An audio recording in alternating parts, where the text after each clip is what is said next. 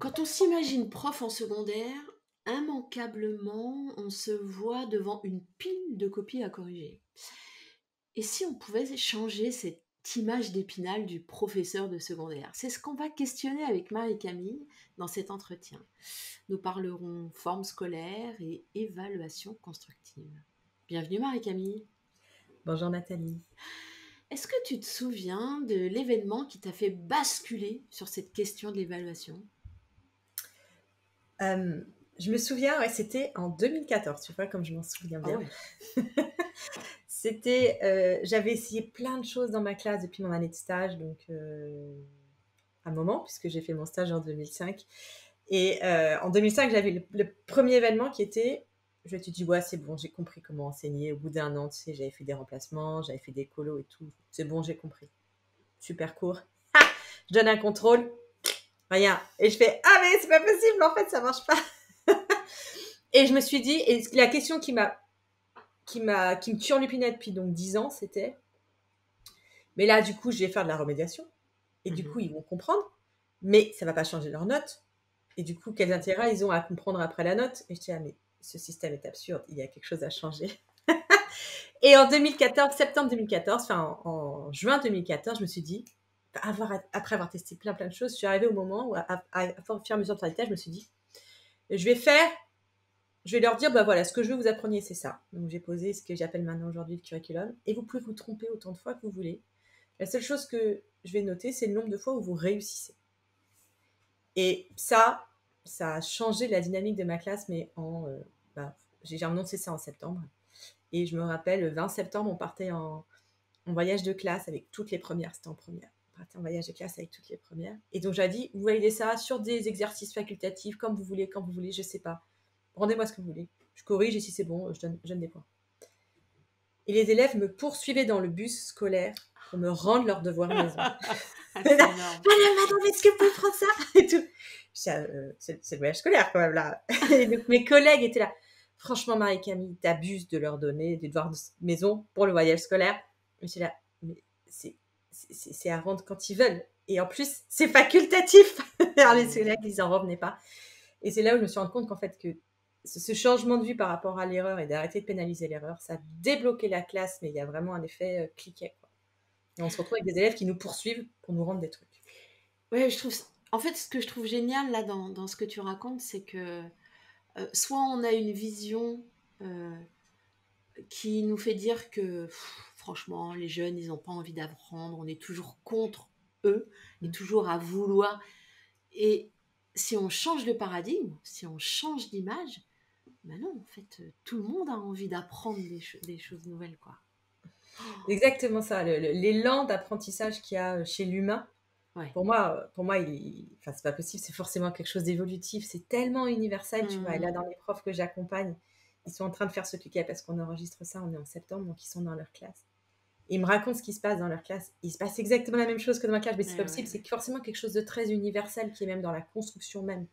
L'être humain, il a été sélectionné sur sa capacité à apprendre. Il y a un plaisir intrinsèque à apprendre. Mmh. Et on est fait pour ça, en fait. Ouh, merci. Déjà, ça donne un élan. Ok. En introduction, je parlais des copies. C'est vrai que, alors moi, j'ai été enseignante en primaire, mais quand on entend les collègues de secondaire, C'est prof de secondaire, c'est le tas de copies, quoi. ouais. C'est ce que disent les collègues quand ils, tu sais, les collègues qui sont partis à la retraite en septembre, en juin, qui reviennent en septembre, octobre. Alors, comment ça s'est passé ta première rentrée sans élèves? Ils font, oh, les élèves, ça manque. Mais alors, les copies, pas du tout. Donc, c'est assez universel aussi, tu vois. Ouais, ouais. J'aimerais bien qu'on essaye de définir ce que c'est que cette copie. Tu vois, on parle des copies, mais j'aime bien on essaye de définir le contour. Ça se définirait comment pour toi? Qu'est-ce qu'on range sous cette dénomination de copie? Alors, il y a beaucoup de choses, cette dénomination de copie. Mais globalement, ce qui est un peu commun à toutes les copies, c'est que c'est un travail que les élèves rendent. Mhm. Donc, il y a un côté écrit. Des fois, ça peut être des copies orales. Tu vois, par exemple, on dit j'ai des copies, mais en fait, c'est des enregistrements, des vidéos à regarder. C'est pareil. C'est quelque chose que les élèves rendent, sur lequel ils attendent un feedback a posteriori, donc en asynchrone a posteriori. Et souvent, ça donne lieu à une note, cette note va compter dans ce qu'on appelle une moyenne. Donc il y a un peu tout ça qui est intriqué, mais vraiment il y a ce côté, c'est quelque chose déjà qui arrive dans la charge mentale des enseignants, puisqu'il y a ce côté a posteriori asynchrone, et qui en plus a de l'enjeu sur plus tard, parce que il faut rendre une note. Souvent c'est quelque chose où, comme il y a une note, il y a de l'enjeu, donc il faut que ce soit bien fait. Et il y a beaucoup de choses qui se jouent aussi sur cette deuxième partie-là, sur qu'est-ce qu'on en attend, etc. Mais globalement, en première intention, quand on n'y réfléchit pas trop, ce qu'on en attend de ces copies, c'est une note à mettre dans la moyenne. Et oui, donc on voit bien la charge avec tout ce qui vient, toute la traîne qui va derrière. Hein. Avoir une notation juste, très, très précise. Alors on verra au cours de notre entretien si on parle de cette fameuse note. Ça représente quoi, la copie dans le quotidien d'un enseignant du secondaire? Moi, j'ai fait quelques sondages. Il y a aussi des études de l'ADEP sur le temps de correction de copie. C'est très, très variable suivant les enseignants, un peu suivant les matières, mais pas tant que ça. Il y a quand même des matières qui corrigent un peu plus que les autres, typiquement philo, français, mais on peut trouver des profs de français qui corrigent beaucoup moins que certains profs de maths, par exemple. Il y a des profs de maths, donc il y a un petit peu de variation intermatière et il y a énormément de variation interpersonnelle. Ça dépend énormément de l'enseignant, de sa façon de faire, de ce qu'il donne, de sa façon de corriger, etc. Mais on est, je dirais, sur vraiment ceux qui corrigent le moins, ils corrigent 2-3 heures par semaine et on peut arriver à 7, 8, 9, 10 heures par semaine pour ceux qui corrigent beaucoup.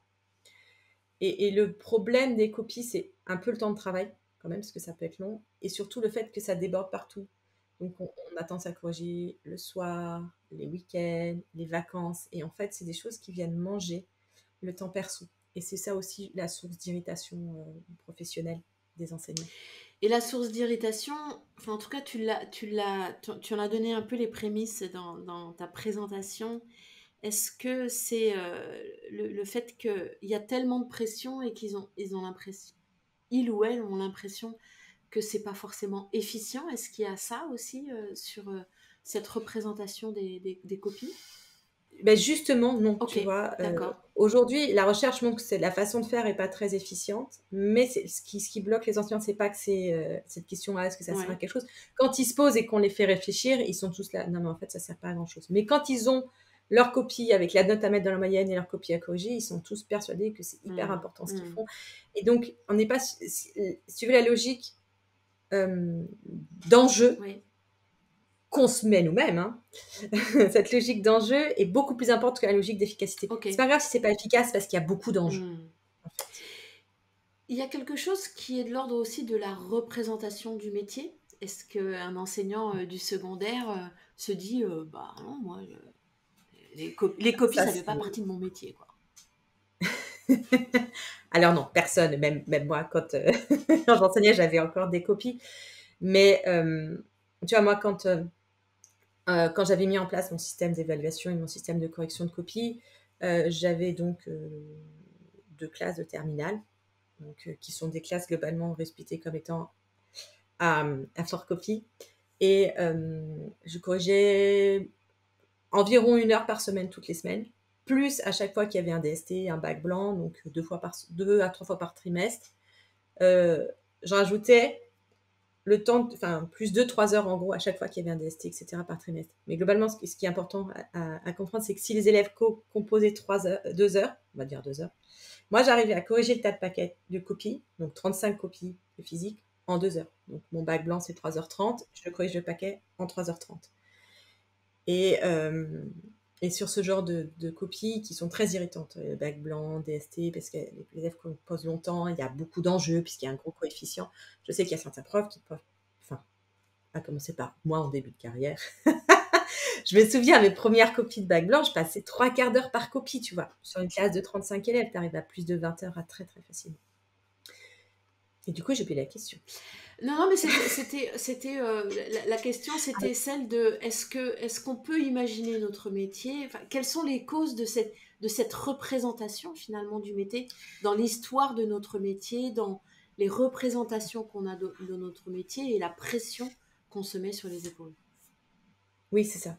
Mais tu vois, moi, je t'ai parlé un peu de mon début de carrière et de mon fin de carrière.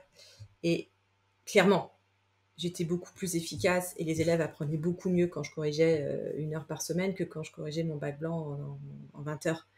Mais ça, c'est vraiment un paradigme que j'ai mis du temps à changer et je vois qu'il est difficile à changer dans la tête des enseignants parce que il y a cette idée qui est un peu répandue dans la culture, hein, dans notre société. Elle est pas, elle est un peu plus profonde chez les enseignants, mais cette idée de, pour faire bien les choses, il faut mettre plus de temps. Donc, si j'ai travaillé longtemps, c'est que j'ai fait plus attention à mes élèves. Et, et en fait, on est dans cette idée limite sacrificielle. En fait, ce qui compte, c'est le temps que j'y ai travaillé. Et se changer de paradigme, en fait, en disant, bah non, c'est pas le temps que j'y ai travaillé qui compte, en fait. Ce qui compte, c'est la façon dont je l'ai fait. Et est-ce que c'est efficace pour les élèves? Et s'il y a quelque chose de plus simple, ben voilà.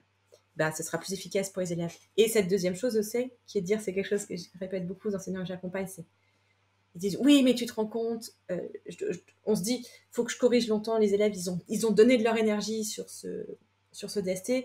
Du coup, le minimum que je puisse faire, c'est leur donner ce temps en échange, comme s'il y avait une espèce de, je sais pas, de marché du temps. Et, et moi, j'ai envie de changer ce paradigme. C'est vraiment tout mon travail de changer ce paradigme en disant, mais en fait, tes élèves ont le droit d'avoir un prof reposé et bien dans sa classe. Et tellement de choses vont mieux quand on est reposé et bien dans sa classe que les élèves ont le droit d'avoir ce prof-là. Et pour moi, c'est le plus important que tout, c'est d'offrir ce prof-là aux élèves. Et en fait, d'expérience, les élèves, ils s'apprennent beaucoup mieux avec un prof reposé bien dans sa classe qu'avec un prof qui corrige beaucoup et qui est épuisé. Donc, c'est ça. Et il y a aussi cette idée que on porte un peu notre surinvestissement en badge, tu vois. Comment ça, tu le vois dans la salle des profs le lundi matin. Bon, comment était ton week-end? Bah, ça fait beaucoup mieux de dire oh, tu sais, j'avais mes copies, tu sais, c'était long, etc. Dire ah, bah écoute, j'ai rien fait depuis vendredi, c'était trop bien, je suis allée à Aqualand avec les enfants. Ça fait moins sérieux, quoi. Bah, je me souviens, en début de carrière, quand je restais à 20 heures pour corriger tous les soirs au lycée, bah, du coup, j'étais vue comme la super prof qui travaillait beaucoup, qui devait être une super prof, quoi. Alors que, rétrospectivement, c'est beaucoup mieux ce que je faisais quand je travaillais moins.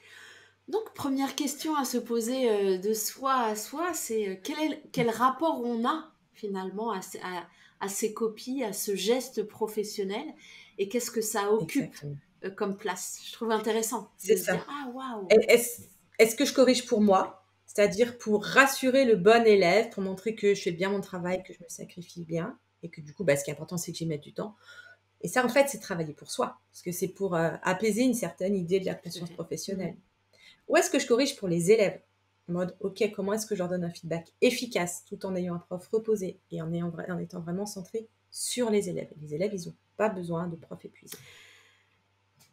Joli premier questionnement, et puis bah, toutes les réponses sont ok, hein, c'est de soi à soi, et bah voilà, il y a des moments de bascule dans nos vies où on se rend compte que le fonctionnement qu'on a eu, ouf, on pourrait le changer, quoi. Et les textes, ils nous disent quoi par rapport à ça? Alors, les textes, il y en a. C'est ça qui est très intéressant, c'est qu'autant il y a des textes sur l'évaluation, sur les notes, la façon de faire la moyenne. Et encore, c'est pas forcément des textes, ça peut être plus des guidelines, tu vois, des documents d'accompagnement, des guides de l'évaluation. Mais les textes officiels, ils disent en gros, alors il n'y a pas vraiment de texte vraiment officiel type BO au lycée, mais par exemple au collège ou dans l'éducation obligatoire, euh, ils disent, ben, en fait, les textes demandent à avoir une évaluation positive qui montre le progrès, qui ne sanctionne pas. Et ça, c'est vraiment écrit dans les textes. Et même, on retrouve par exemple sur les recommandations du conseil scientifique d'arrêter cette histoire de moyenne. Peut-être qu'on en reparlera parce que c'est un point de blocage fort. Mais les textes, en fait, nous laissent énormément de latitude, beaucoup plus que ce qu'on imagine. Et en fait, les vraies barrières ne sont pas les textes. Au contraire, les textes nous encouragent à changer nos pratiques. Les vraies barrières sont vraiment nous, en tant que, comment est-ce qu'on se perçoit en tant que prof, en Ok. tant qu'élève, etc. Donc c'est culturel en fait. Les textes nous montrent un chemin qui va un peu enfin qui va un peu ou beaucoup à l'encontre de cette culture encore ancrée, mais qui est en train de changer. Tout à fait. Après, c'est toujours difficile parce que les gens qui ont écrit les textes, et notamment les gens qui ont écrit les documents d'accompagnement, les guides d'évaluation, sont encore dans cette culture-là. Donc, il y a une sorte de mélange de culture et texte. Mais quand tu regardes vraiment stricto sensu l'essentiel des textes, il y a Il n'y a pas ça. Alors Au contraire, on est dans l'autre j'ai sens. une question un peu provoque. Dans le secondaire, il y a des classes à examen, c'est-à-dire que il y a une sanction, enfin tu vois, il y a des notes sanctions, c'est-à-dire qu'il y a une évaluation sanction. Donc comment on concilie en tant que prof du secondaire ces contraintes-là? En primaire, nous, on n'a pas du tout ça, tu vois. Mais voilà. En fait, ouais, il y a 2 questions derrière la question que tu poses. La première, c'est, la note sanction et la deuxième, c'est l'examen.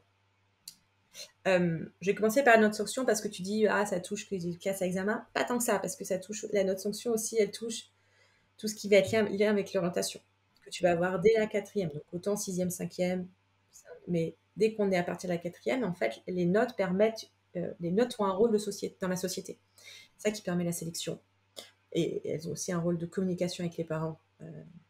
C'est pas le sujet là, mais et et et donc il y a cette idée de dire, bah, du coup, voilà, comme tu dis, il faut mettre une note sanction pour faire de la sélection. Aujourd'hui, ce que montre la recherche de façon assez nette et c'est que, notamment si vous allez regarder bah, la conférence du CNESCO de l'année dernière sur l'évaluation, où il y a des super conférences justement sur ce thème-là, c'est que l'évaluation, soit elle sert à sélectionner, soit elle sert à faire apprendre. Et on ne peut pas faire les deux. En fait, on peut faire les deux, puisqu'on va être obligé. Mais ce qui compte, c'est le paradigme dominant dans lequel est l'enseignant. Soit on est dans un paradigme dominant de je fais de la sélection, donc j'ai des notes sanctions, et du coup je vais avoir très peu d'apprentissage. Soit je suis dans un paradigme de je fais de l'apprentissage, et il y a des façons de faire la sélection, mais qui du coup ne vont pas passer par la note sanction. Mais on peut faire de la... Mais, on peut, mais ce qui est important, c'est déjà ça, c'est le premier paradigme de l'enseignant. Est-ce qu'on est là pour sélectionner? Est-ce qu'on est là pour faire apprendre? Et le problème, c'est que dès qu'on se dit, bah, non, mais ce qui compte, c'est la sélection, et ben, on arrête de faire apprendre les élèves. Et on se retrouve dans une école qui, en fait, ne fait pas apprendre les élèves, juste elle est là pour les sélectionner. Ok, c'est intéressant la sélection. Et je dis, encore une fois, je dis pas que ça sert à rien, mais du coup, dire l'école ne sert pas à faire apprendre, ça pose un vrai problème de société réel. Et c'est important de garder en tête qu'en tant qu'enseignant, notre rôle principal, c'est de faire apprendre. Et donc, ça veut dire que notre paradigme à nous doit être comment faire apprendre. Et du coup, se pose une question, c'est comment est-ce que quand je fais apprendre, bah, je garde ce rôle de sélection. Et pour moi, la clé, elle est de dissocier l'apprentissage et la performance. Souvent, on part du principe, bah, les élèves vont apprendre, ils vont faire un contrôle, donc je vais leur demander une performance, et puis la note, qui va être la note de performance, bah, va refléter ce qu'ils ont appris. Mais en fait, par exemple, si je prends un exemple que tout le monde va comprendre, qui est le 100 mètres, la performance, c'est combien de temps je fais au 100 mètres. Puis dire, bah, les bons élèves, ceux qui ont bien travaillé, qui ont bien appris, je vais regarder leur temps au 100 mètres, ils vont avoir un temps court, et puis ceux qui n'ont pas bien appris, bah, ils vont avoir un temps long. Alors, s'il y a des profs de PS qui nous écoutent, ils savent très bien que ça fait longtemps qu'on fait plus ça en EPS, parce qu'en fait, ça ne marche pas. Mais spoiler, ça ne marche pas en EPS, ça ne marche pas dans toutes les autres matières. Parce qu'en fait, bah déjà, l'indication est très pauvre. Ok, tu as couru ça. Ok, tu as eu 13. Ok, super. Qu'est-ce qu'il faut faire? Bah, travaille plus, approfondis. C'est comme si le prof de PS disait, bah, cours plus vite. Merci. Merci, je sais que pour... Ouais, c'est ça. Je sais que pour courir, pour avoir un meilleur temps, ça va être, faut courir plus vite, mais avec ça, c'est comment je fais. Et donc, l'idée, c'est d'aller regarder les apprentissages. Donc, d'aller regarder non pas quel est le temps. Alors, on peut continuer à regarder le temps, c'est intéressant. Je dis pas, faut le jeter, mais ce qui est intéressant, c'est, par exemple, est-ce que l'élève a réussi à utiliser son starting block? Est-ce qu'il a mis en place comment est-ce qu'il s'entraîne? Qu'est-ce qu'il a mis en place comme programme d'entraînement? Est-ce qu'il a mesuré sa VO2 max? Après, je vais commencer à être un peu en limite en didactique de l'EPS, mais la question, c'est d'aller regarder comment l'élève a appris. Et est-ce qu'il a mis en place ce qu'il a appris? Et ça marche dans toutes les disciplines. Donc, pour moi, la note, traditionnellement, la note, c'est la performance. Et quand on se pose la question de « Ah, mais c'est quoi cet apprentissage ?» Traditionnellement, on met les compétences. Le problème est bien plus complexe que ça. Mais c'est pour ça que pour moi, il n'y a pas d'opposition entre notes et compétences. L'opposition, elle est entre performance et apprentissage. On peut très bien mettre des notes sur des apprentissages et des couleurs sur des performances. Des couleurs sur des performances, il y a plein de profs qui le font tout le temps. Mais c'est ça qui est important. Et par exemple, moi, je dis jusqu'en première, il n'y a pas besoin d'évaluer les performances. On peut évaluer seulement les apprentissages. Et donc, pour répondre à... Tu fais des questions, je réponds longtemps, mais Et dit, mais la question du brevet, Marie-Camille, si tu fais de l'apprentissage, c'est ça, l'apprentissage, c'est ça qui va vraiment permettre à nos élèves d'apprendre, de progresser et à la finale d'avoir des performances. Mais la recherche nous montre aussi, et là je peux citer par exemple Bjork, qui est plutôt un auteur américain qui publie en anglais. Mais ce qu'on montre, c'est que la performance à court terme est un très mauvais indicateur de la performance à long terme. Et ça, c'est un résultat de la recherche. C'est-à-dire que si je regarde ce que l'élève fait juste au moment où il a appris le truc, ça n'indique pas très bien à performance à long terme. C'est-à-dire que nous, quand on fait des contrôles, ce qui nous intéresse, c'est pas comment l'élève performe là, c'est quels indicateurs sur ce qu'il va être capable de faire plus tard. Le rôle de sélection, il est là. Le rôle de sélection, il est dans le futur. Même quand on prépare les élèves à l'examen. Si je fais un bac blanc au mois d'octobre, c'est pour que ce soit prédictif de ce qu'ils vont faire au mois de juin. Et ça, en fait, ça marche très mal. Non seulement c'est pas prédictible, c'est Björk, et en plus, c'est peu efficace. On peut aller regarder ça du côté de Hattie, qui montre que l'évaluation sommative, donc l'évaluation de performance, on va dire, évaluation que je préfère largement à l'évaluation sommative, mais l'évaluation de performance, en fait, est très pauvre pour l'apprentissage des élèves. Donc, plus on en fait, moins les élèves apprennent. Et du coup, on est dans un cercle vicieux où, comme on fait des pratiques peu efficaces, on doit bosser beaucoup pour avoir le même résultat. Et on se retrouve dans ce cercle vicieux. Donc, si tu veux, je peux récapituler. Allez, mais très bien, j'allais le faire, mais vas-y, je t'en prie. Donc, la question, c'est, mais du coup, le lien avec l'examen, la sélection, comment et tout ça. Il y a deux étapes. La première étape, c'est bien repérer que le rôle principal de l'école, c'est l'apprentissage, et qu'on peut du coup aller évaluer non pas les performances, mais l'apprentissage des élèves, et que du coup la sélection se fasse sur l'apprentissage des élèves, qui est un bien meilleur indicateur à long terme de ce que les élèves vont être capables de faire après. Ce qui compte, c'est pas comment ils performent maintenant, c'est qu'est-ce qu'ils ont appris.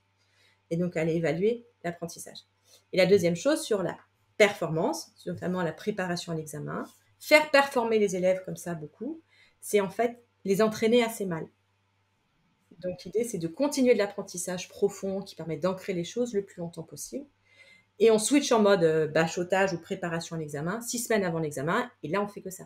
Mais 6 semaines, ça suffit. Enfin, plus de 6 semaines, ça ne sert à rien. Et c'est surtout que dans cette logique-là, il y a du fond. Enfin, c'est-à-dire qu'il y a un outillage de fond. C'est-à-dire que tu prépares une trousse à outils et dans lequel tu vas, pendant les 6 semaines de bachotage, tu vas leur dire, OK, votre trousse à outils, elle est là devant vous. Est-ce que entraînez-vous à aller identifier le bon outil? C'est ça, j'imagine, non? C'est ça. Alors que si tu fais du bachotage toute l'année, en fait, tu construis pas la trousse à outils. Donc, les élèves, ils ont rien.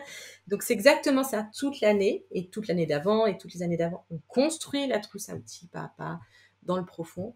Et après, 6 semaines avant l'examen, on va aller faire l'apprentissage de surface, aller regarder justement quel outil utiliser, analyser un sujet, faire des annales, pour être prêt. Mais exactement comme les athlètes sportifs, quoi. Quand on prépare les Jeux Olympiques, on fait du fond. Et oui. Et à la fin, on prépare vraiment l'épreuve, etc. On ne fait pas que courir, on va faire un peu de muscu à côté, de la relaxation pour visualiser. Ouais. Voilà, quoi que ça. On va travailler son sommeil. Enfin, quand on regarde comment les athlètes, voilà, c'est l'exemple que je prends, c'est les patineurs hollandais. Les patineurs de vitesse hollandais, ils raflent toutes les médailles. En tout cas, ils raflaient toutes les médailles tellement qu'il y a un chercheur qui allait regarder pourquoi ils raflaient les médailles aux Jeux Olympiques.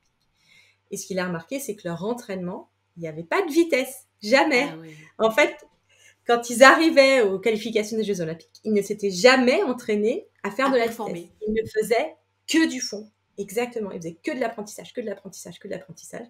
Et le jour de la performance, ils gagnaient tout le monde. Et il y a des exemples aussi dans toutes les matières, mais celui-là, il parle à tout le monde. Ouais, c'est QFD. Voilà, ce qu'il fallait démontrer. En t'écoutant, j'ai l'impression qu'il y a un enjeu de taille dans l'acuité qu'on peut avoir sur les gestes professionnels qu'on a et la didactique dont tu parlais. C'est-à-dire que pour arriver à cette logique et pour me rassurer aussi en tant que professionnel sur cette logique-là, il faut que je comprenne ce qui est en jeu dans l'apprentissage, ça soit, est-ce que je suis en train de systématiser avec mes élèves? Est-ce que je leur demande de mémoriser? Qu'est-ce que je leur demande de faire comme geste mental? Ça, c'est de par de vers moi, et savoir ce qui est en jeu, et ensuite l'expliciter à mes élèves. Et là, je pense à quelque chose. On sait que notre école est très inégalitaire, et elle l'est Mm. souvent euh, vis-à-vis de ça.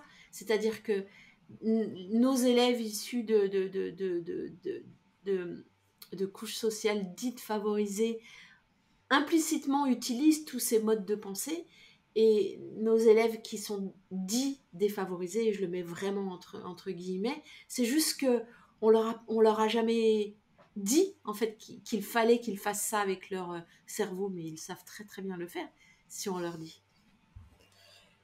Hum, C'est intéressant ce lien que tu fais avec les inégalités. Et il y a quelque chose d'hyper important là, et je voudrais vraiment insister dessus, c'est que on sait tous que l'école française est inégalitaire. Et on le sait tous, enfin voilà, ce système, c'est montré dans tous les sens, il n'y a pas de souci. Et chaque enseignant le sait. Mais ce qu'on n'a pas réalisé, c'est que chacun d'entre nous, enseignants, participons activement à cette inégalité. L'inégalité, c'est pas un système inégalitaire avec plein de gens à la base qui veulent les égalités, mais en fait, ça marche pas. C'est un système inégalitaire avec plein de gens qui perpétuent l'inégalité. Et dans les pratiques de classe qu'on fait, justement, sans réfléchir, parce qu'on a toujours fait comme ça, et toute cette culture dont on parlait, elle est profondément inégalitaire. Tout ça, c'est lié à la culture scolaire et à la forme scolaire qui nous vient en ligne droite du 18e, 19e siècle, on va dire 19e, où le but de l'école au 19e, c'était pas de faire apprendre, c'était de sélectionner. Et donc, on a créé un système inégalitaire au 19e siècle, et on est encore dedans. Et c'est ça qu'il faut réaliser, c'est qu'à chaque fois qu'on fait les choses, c'est que nous sommes tous rouages du système, même les petites poulies là, là, nous perpétuons cette inégalité. Et c'est un effort actif de dire je ne suis pas d'accord, qu'est-ce que je peux faire pour changer ça? Mais la première étape, c'est de se rendre compte qu'on le fait. Et je sais qu'il y a, je sais pas, 99,9, 100% des enseignants qui ne veulent pas le faire. On n'est pas devenu enseignant en se disant mon but, c'est de qu'il y ait encore plus d'inégalités dans cette société. Je m'en moque que les enfants qui peuvent pas, qui sont pas nés au bon endroit puissent pas apprendre. On a tous ancré cheville au corps cette vocation de dire mais ce qu'on veut, c'est que l'école elle ait ce rôle d'ascenseur. Et ce qu'il faut se rendre compte, c'est que malgré ses intentions, nos biais cognitifs, la façon dont on a été formé, la façon dont on enseigne sans remettre en cause, fait qu'on perpétue. Et c'est nous, chacun à notre échelle, qui le faisons. Et c'est dur, hein. Le moment où on se rend compte de ça, ça fait waouh. Tout à fait. Parce qu'on se retrouve en dissonance cognitive entre ce qu'on veut faire et ce qu'on fait réellement. Ça, c'est dur à... Effectivement, faut se le prendre en pleine face, mais comme tout changement personnel, hein, dans nos vies perso, on rencontre ça, ces moments où on a une image qui nous est renvoyée de nous, qu'on se renvoie à nous-mêmes, on se dit oh merde, mince. Ok, alors maintenant qu'est-ce qu'on fait? Et ce que je trouve intéressant, alors tu as glissé tout doucement vers la question d'après. Tu aurais un point de transition dans mon équipe, on se donne des points de transition. Tu parlais de ce qui nous empêche de changer, et j'aimerais bien que tu nous fasses un peu un état des lieux de ce que tu entends dans les équipes que tu accompagnes, chez les enseignants. C'est quoi qui freine et qui nous empêche de changer de paradigme? Et puis on verra ensuite qu'est-ce qu'on peut faire au quotidien pour revenir à notre sujet, évaluer mieux, corriger moins, évaluer mieux, corriger moins, mieux, voilà, tout ça. Mais c'est ce que tu dis en fait. Il y a vraiment il y a deux étapes. Il y a déjà se rendre compte que ce qu'on fait ne correspond pas à nos valeurs et à ce qu'on veut faire. Et vraiment, je pars du principe que aucun enseignant n'a envie de perpétuer ou d'augmenter, hein, parce que l'école française, elle augmente les inégalités. Hein. Soyons très clairs. Et je ne dis pas non plus que le système n'a pas sa place, d'accord? Tant qu'effectivement les lycées où sont scolarisés les élèves en favorisés ont plus d'argent que ceux où sont scolarisés les autres, ça va être difficile. Mais Il y a énormément de choses qui se passent au niveau du terrain et on en fait partie. Donc, il faut déjà se rendre compte. Après, une fois qu'on s'en est rendu compte, ok, c'est sympa, mais comment je fais? Comment est-ce que je change mes pratiques, etc. Et tout ça, ça demande du temps. Ça demande de l'espace mental. Et ça demande des choses qu'on n'a pas forcément en tant qu'enseignant, parce qu'on est, comme on a la tête sous l'eau, à se dire, ah ben, je suis surchargée parce qu'il faut que je m'occupe de mes élèves. Parce qu'on est aussi toujours dans cette logique de je veux m'occuper de mes élèves pour justement aller aider chacun à devenir le meilleur d'entre eux.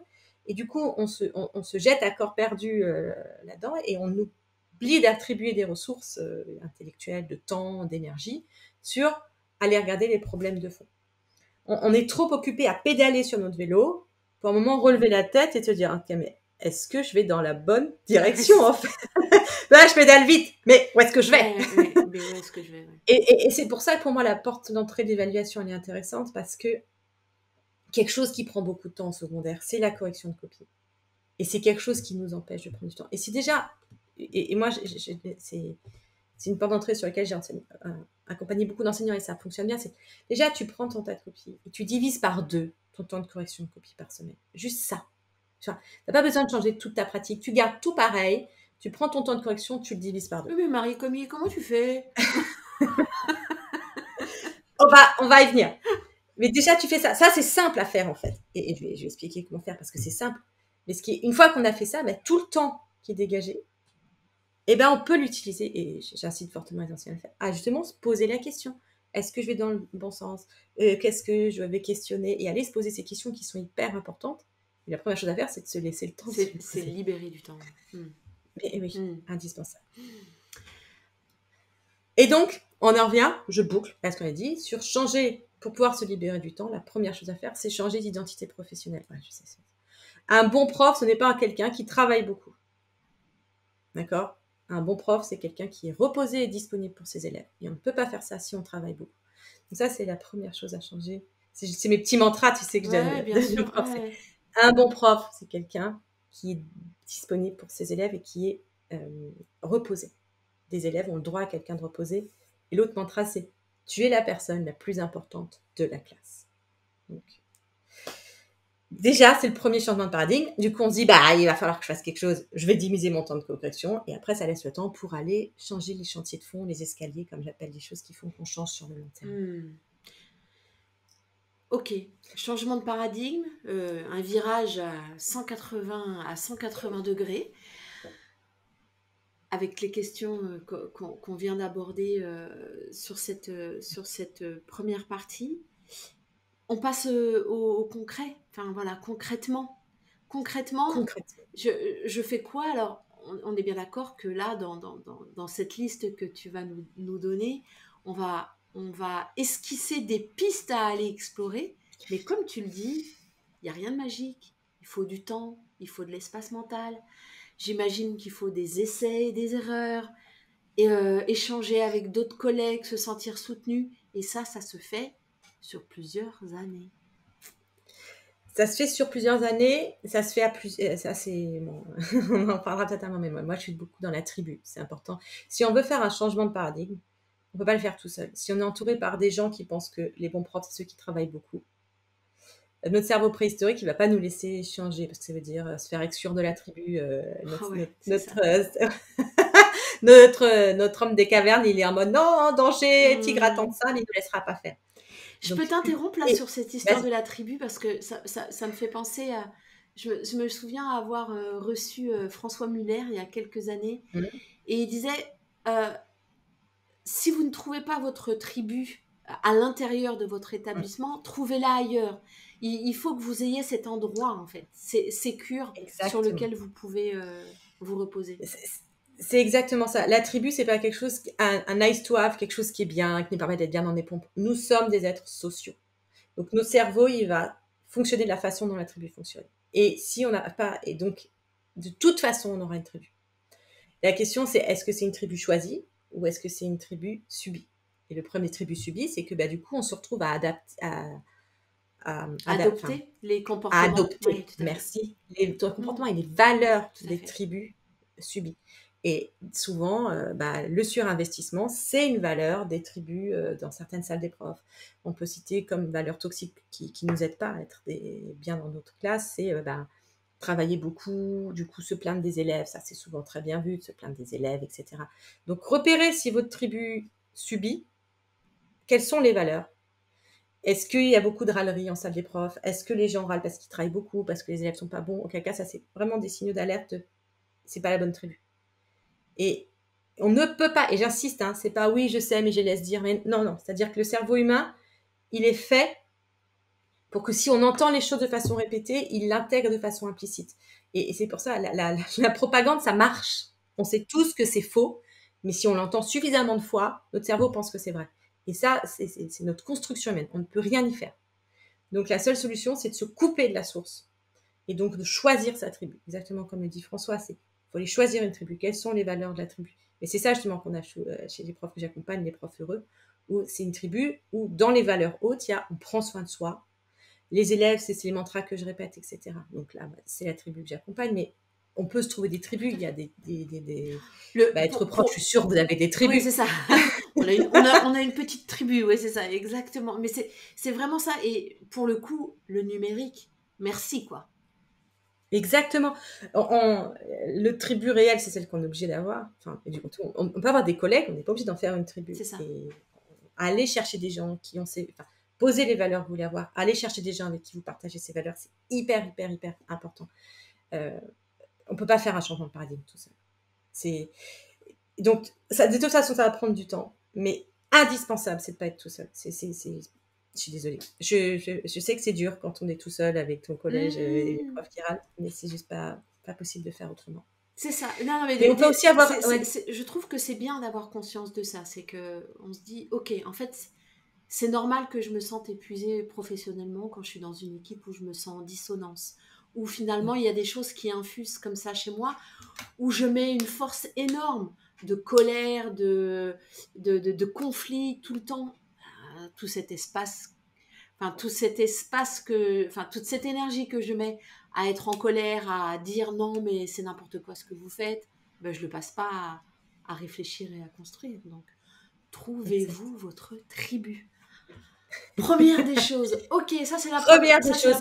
Et c'est pas forcément très grand, 2-3 personnes. Ça peut être même juste écouter des podcasts. Il y a des choses comme ça. Mais mettez votre cerveau dans un endroit où il entend ce truc. Et ensuite, moi, on va peut-être donner quelques... Mais sur le temps de correction de copie, on peut faire un effet cliquet. Un effet, on va monter, c'est fini. Regardez combien de temps vous mettez à corriger vos copies, d'habitude. Ou estimez. Hein. Peut-être que vous connaissez combien de temps vous savez. Si par exemple, vous dites, ce paquet là, d'habitude, je le fais en 7 heures. Prenez un petit chronomètre et vous mettez sur 3h30. Donc, vous divisez par 2 le temps. Vous vous posez à votre bureau et vous dites, quand le chronomètre sonne, je rends les copies. Oh là là Oh là là. Alors, quand je dis ça en formation, oh là là. Et qu'est-ce qui se passe si j'ai pas fini? C'est pas grave. Tu rends les copies en disant aux élèves, je suis désolée. Dans le temps imparti, je n'ai pas eu le temps de corriger votre copie. Voilà, vous n'avez pas de notes cette fois-ci.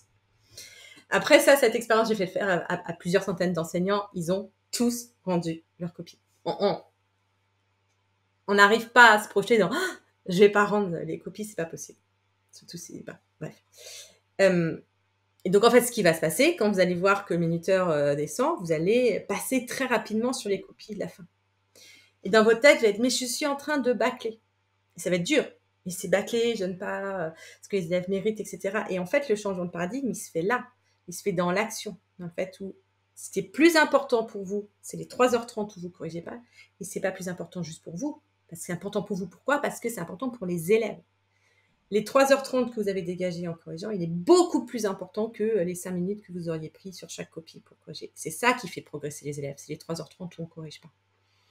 Ça veut dire que là, en fait, je veux bien essayer de remettre en mots là ce que tu proposes. C'est de faire l'expérience de dans quel état je suis quand je m'impose de passer moins de temps. Et ça me permet d'identifier ce qui est en jeu et du coup, le levier à actionner. Est-ce que c'est bien ça? C'est ça, en fait. Ce qui va se passer naturellement, c'est qu'on va bâcler les dernières copies et du coup, on va assez facilement se centrer sur l'essentiel. On va arrêter de se perdre dans les détails, on va écrire des appréciations que les élèves ne lisent pas, on va arrêter de compter des 0,25 qui ne servent à rien. Après, il y a plein de petites pratiques qu'on peut éliminer, mais de faire l'expérience et de se forcer à vider. Tu sais, c'est Eh comme, oui, mais tu sais, ouais. c'est chaud. Moi, en ce moment, je range ma maison. Tu sais, alors je regarde des shows où ils sortent tout et puis ils jettent. Et ouais, ouais. Ben, c'est pareil, on va jeter pour faire de la place.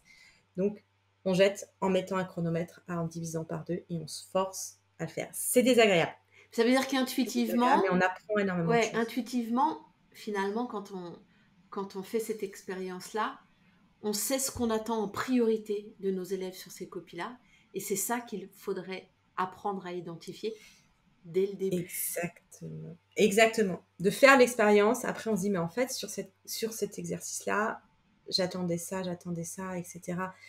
Et après, l'étape d'après, c'est une fois qu'on a repéré ça, ben on arrive à le faire en début de correction. OK, sur ce sujet, qu'est-ce que j'attends? Et l'étape d'après, c'est qu'au fur et à mesure d'itération, on arrive à le faire sur carrément le sujet.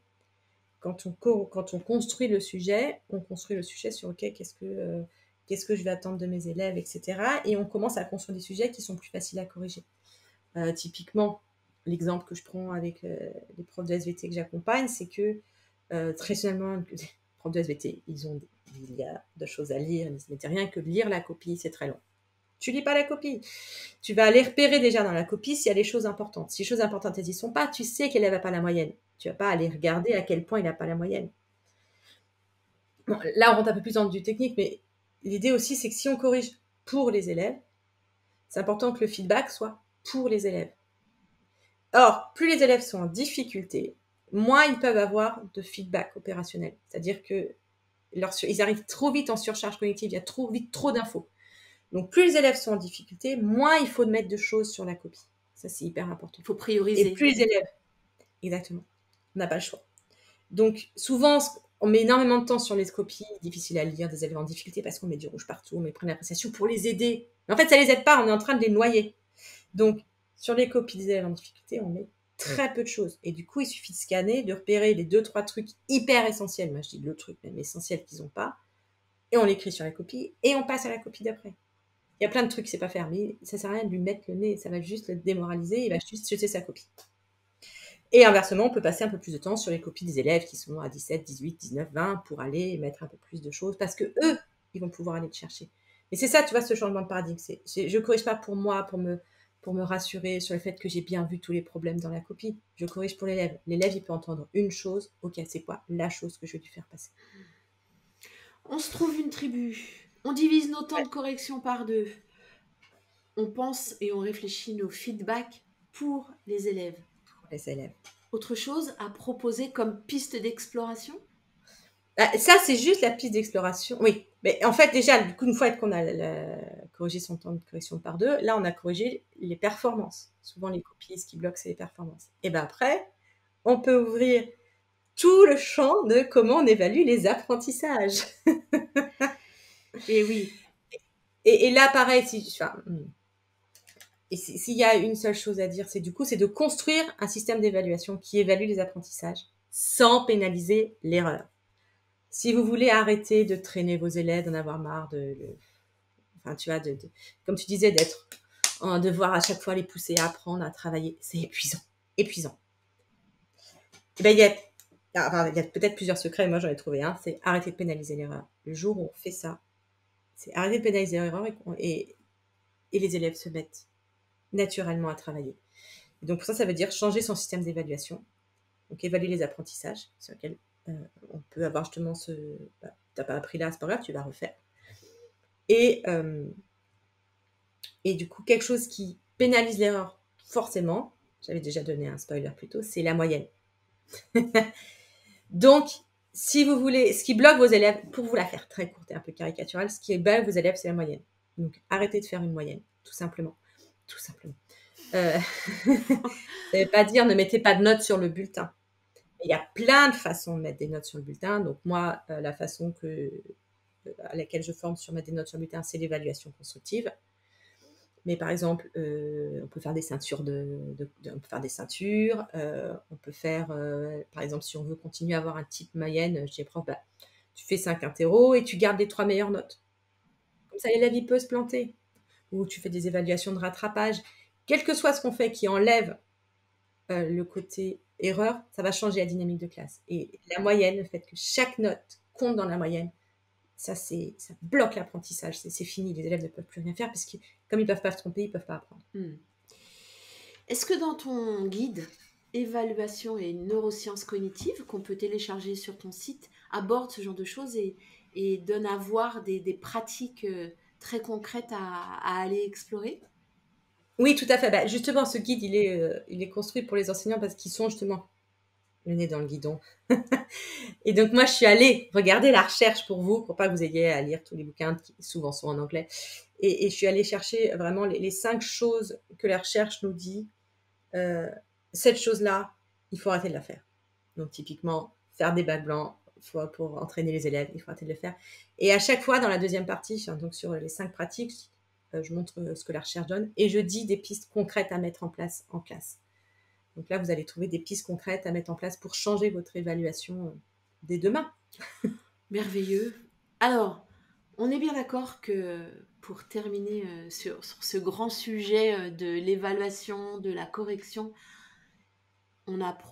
tu as proposé en l'occurrence des pistes à aller explorer. Il faut du temps, il faut de la disponibilité, il faut pas mal d'humilité pour s'interroger et regarder ce qu'on fait et se rendre compte parfois, voire souvent, que ce qu'on a imaginé comme étant efficient ne l'a pas été. Alors, on repense à la ribambelle d'enfants et de jeunes qu'on a accompagnés. On se dit, oh, mince pour eux. Mais regardez ceux que vous allez accompagner dans le futur. Merci beaucoup, Marie-Camille, pour toutes ces pistes à aller explorer. Je rappelle que tu proposes des accompagnements d'enseignants et d'établissements autour de ce sujet de l'évaluation et que on mettra tous les liens dans les liens de l'émission. Tu es co-autrice de Évaluons mieux, corrigeons moins, aux éditions ESF. Et on a parlé bien sûr du guide à télécharger sur ton site. Merci Marie-Camille, c'est toujours un plaisir d'échanger sur ces changements de paradigme. Est-ce que tu aurais un petit mot de la fin sous forme de mantra, sous forme de phrase inspirante sur laquelle on pourrait se dire au revoir? Moi, j'ai envie juste de finir sur ça, c'est que bien réaliser qu'on est les personnes les plus importantes de la classe et que les élèves ont le droit d'avoir un prof reposé. Et que c'est ça qui est important. Merci Marie-Camille.